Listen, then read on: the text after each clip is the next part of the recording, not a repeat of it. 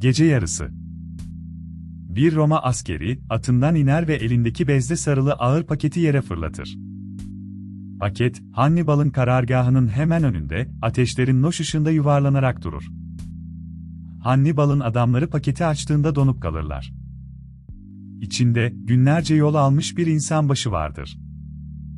O gece verilen bu tek mesaj, koca bir imparatorluğun kaderini değiştirecekti.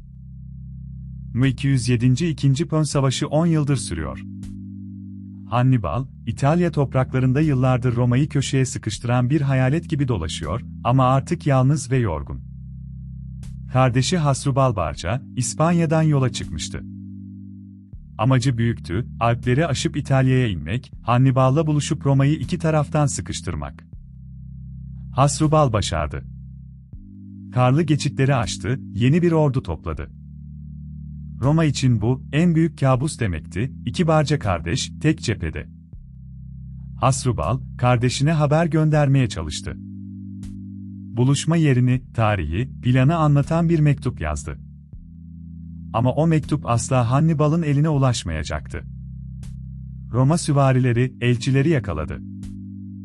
Mektup, Kartacalıların planını tüm ayrıntısıyla Roma'nın eline verdi. Ama kimse o an bunun ne kadar büyük bir hata olduğunu fark etmemişti. Konsül Gaius Claudius Nero, cesur ve riskli bir karar aldı. Hannibal'ın önünden gizlice ayrıldı, ordusunun bir kısmını alıp kuzeye, diğer konsül Livius Salinator'a katılmaya koştu. Bu bir kumardı. Hannibal'ı arkada bırakmak, tüm İtalya'yı riske atmak demekti. Ama Nero biliyordu, Hasrubal durdurulmazsa, Roma'nın sonu gelebilirdi. Ki Roma ordusu, Metaurus Nehri kıyısında birleşti.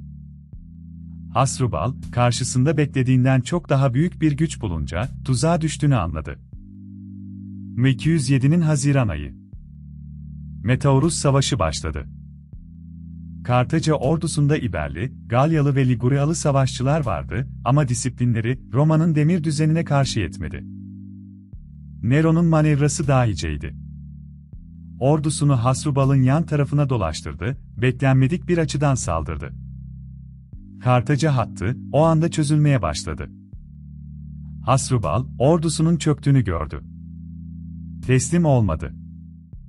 Atına atladı, en önden düşman saflarına daldı, askerlerinin son nefesine kadar savaştığını görmek istedi. O gün, Hasrubal Barca savaş meydanında öldü. Kartaca'nın İtalya'daki son büyük umudu, Metaurus'un kıyısında toprağa düştü. Nero, savaşın kazanıldığını biliyordu.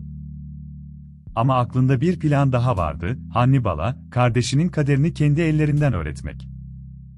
Roma ordusu, günler süren bir yürüyüşte güneye, Hannibal'ın karargahına yaklaştı. Yanlarında, kumaşa sarılı o ağır paket vardı.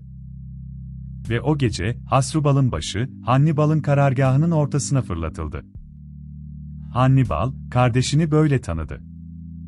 Söylediği söylenir, Kartaca'nın kaderini görüyorum. Hannibal, 15 yıldır İtalya'da savaşıyordu, hiç yenilmemişti.